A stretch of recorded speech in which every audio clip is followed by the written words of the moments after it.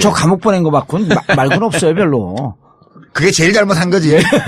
아니 작가님 지나고 나서 그러니까 이 정도의 반동이라는 게 역사에서 항상 있어왔다 얘기하기는 건 맞는데 솔직히 참여정부 시절에 그러면 이게 지나가고 나면 어느 정도의 반동이 올 것이다 이렇게 예상 안 했잖아요. 했죠. 예상하셨어요, 했어요? 작가님은? 제가 참여정부가 한 1년쯤 남았을 때, 1년 반쯤 남았을 때 대통령한테 편지를 보낸 적이 있어요. 손으로 써가지고. 거기에 장관 하실 때예요 그때요? 장관을 막 그만뒀을 때쯤 됐을 텐데 독일 바이마르 공화국이 붕괴하는 과정을 잘 살펴보시라고. 네. 그대로 갈 거다 우리 한국이. 이 정도의 차이는 있지만 역주행이 일어날 거다 반드시 권력의 역주행. 그러고 이제 뭐 대통령한테 여러 가지 정치적인 건의도 드렸지. 굉장히 퇴임하시고 나서 힘드실 거라고. 예. 그리고 이제 국가적으로 뭐 힘든 상황이 펼쳐질 거니까 이걸 최대한 막기 위해서 지금 뭘 해야 될까 이런 점에 대해서 편지를 보냈더니 답이 왔는데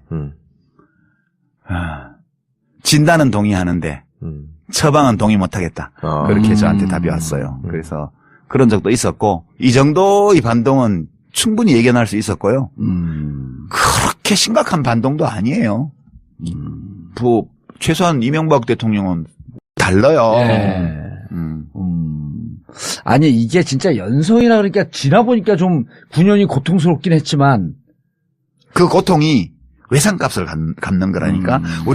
우리가 아직 비용을 다 안 내고 민주주의 제도를 갖고 왔기 때문에 할부금을 내는 거라니까. 막 추운데 막 꽁꽁 둘러매고 막 촛불 들고 막 촛불 꺼질까봐 LED 촛불 사가지고 다 돈 드는 거잖아. 이미 누렸던 민주주의 혜택에 대해서 이제 지불을 하고 있다. 혜택을 누리기도 했지만 이 민주주의가 퇴행하는 거를 바로 세우는 데는 누군가가 비용을 대야 돼요. 그 비용을 시민들이 대는 거라고 지금. 그러면 당시에 그 비용을 줄이기 위한 방안으로 건의하셨던 게 핵심이 뭐였어요? 잠깐만 소개해 주신다면? 비용을 줄일 수가 없어요. 비용을 치러야 돼요. 그러니까 퇴행을 그래도 최소화시킬 필요가 막기 있을 위해서 거 좀 아니에요. 우리가 정책적으로 대비해야 된다는 말 건의를 하셨다 그랬잖아요. 그래서 이제 대통령한테. 각자가 자기가 하는 일을 잘 해야 되는데 이 진보 진영이나 민주 진영, 개혁 진영 쪽에서는 정책 연구를 좀 더 해서 그렇죠. 이제 시민들의 마음에 다가갈 수 있는 정책도 개발을 하고 주로 복지의 관점에서 복지뿐만 아니라 경제 정책도 그렇고 예. 그리고 정당 문화도 좀 합리적으로 바꾸어라. 최근에 더불어민주당 경선규칙 되게 잘 됐어요, 이번에는. 뭐, 대리 등록, 대리 투표, 뭐, 박스떼기 이런 거 못하게 돼 있잖아요, 지금 다. 이 정도를 해야 돼요, 최소한. 근데 그때는 개판이었거든, 솔직히 말해가지고. 그렇죠. 박스떼기 하려고 준비를 했으니까. 잡으러 다니고 그랬잖아요. 그러니까요. 그러니까 그 야당들, 진보 정당들이 기본을 못 지키니까 어떻게 국민들이 신임을 할 수 있겠냐. 그래서 좀 내부 혁신을 좀 해야 된다. 그리고 시민들은 관심을 가지고 참여를 해야 된다. 많은 사람들이 같이 돈을 내야 좀씩만 내도 될 거 아니에요. 몇 사람들만 막 싸우다가 이렇게 봉도사처럼 징역 가게 하고 이러면 이거는 정의롭지 않은 거지. 지금 촛불 시민처럼 100만 명씩 200만 원씩 나오니까 못 잡아가잖아. 물대포도 못 쏘잖아. 1000명, 2000명이 나왔으면 몽둥이로 패고 물대포를 쐈을 거라고. 최루액 쏘고. 근데 100만 명이 나오니까 못 하잖아, 그거를. 이게 십시일반이라는 거예요. 시민들이 다 관심을 가지고 좀씩만 참여를 해주면 어떤 특정한 사람들이 엄청난 희생을 치러야 되는 일을 막을 수 있어요. 총량은 같아. 어차피 치러야 돼. 할부금은 내야 돼. 그러니까 그 몇몇 사람들이 그렇게 극한 희생을 치르는 것보다도 함께 나눠서 하자. 그럼요. 아니 예컨대 우리가 백남기 어르신 때 농민이 그렇게 불행한 사태를 겪었을 때 그때 그 시위군종이 그때 100배였다고 생각해봐요. 어디다 대고 물대포를 쏴. 그렇죠. 그러니까 되게 그런 게 시민들의 견지에서 보면 참여가 적었기 때문에 그 짓을 한 거거든. 그런 게 그나마 할부금을 어차피 갚아야 될 건데 총량은 불변이지만 많은 사람들이 참여할수록 그러니까 지나 보니까 좀 9년이 고통스럽긴 했지만 그 고통이 외상값을 갚는 거라니까. 우리가 아직 비용을 다 안 내고 민주주의 제도를 갖고 왔기 때문에 할부금을 내는 거라니까. 막 추운데 막 꽁꽁 둘러매고 막 촛불 들고 막 촛불 꺼질까봐 LED 촛불 사가지고 다 돈 드는 거잖아. 이미 누렸던 민주주의 혜택에 대해서 이제 지불을 하고 있다. 혜택을 누리기도 했지만 이 민주주의가 퇴행하는 거를 바로 세우는 데는 누군가가 비용을 대야 돼요. 예. 그 비용을 시민들이 대는 거라고 지금. 예. 그러면 당시에 그 비용을 줄이기 위한 방안으로 건의하셨던 게 핵심이 뭐였어요? 잠깐만 소개해 주신다면?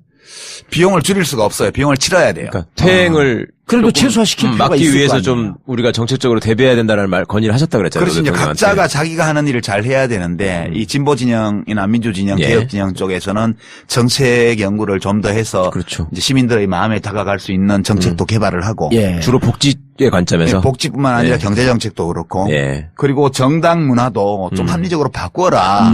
최근에 더불어민주당 경선규칙 되게 잘 됐어요, 이번에. 예. 예. 뭐, 대리 등록, 대리 투표, 뭐, 박스떼기 이런 거 못하게 돼 있잖아요, 예. 지금 다.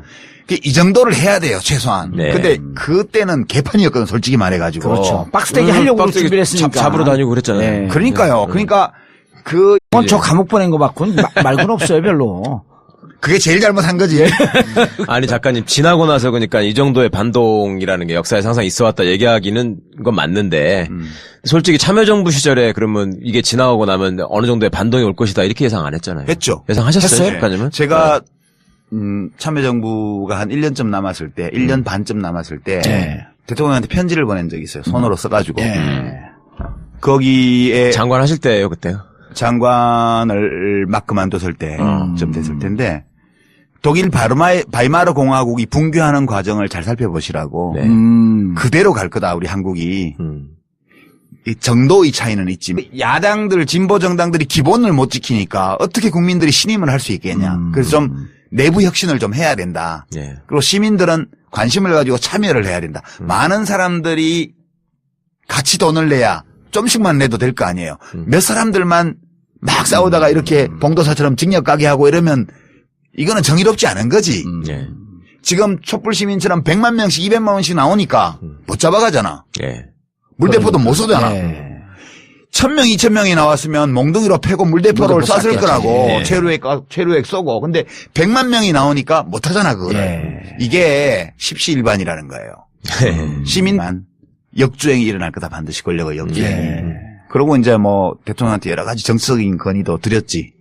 굉장히 퇴임하시고 나서 힘드실 거라고. 예. 그리고 이제 국가적으로 뭐 힘든 상황이 펼쳐질 거니까 이걸 최대한 막기 위해서 지금 뭘 해야 될까 이런 점에 대해서 편지를 보냈더니 답이 왔는데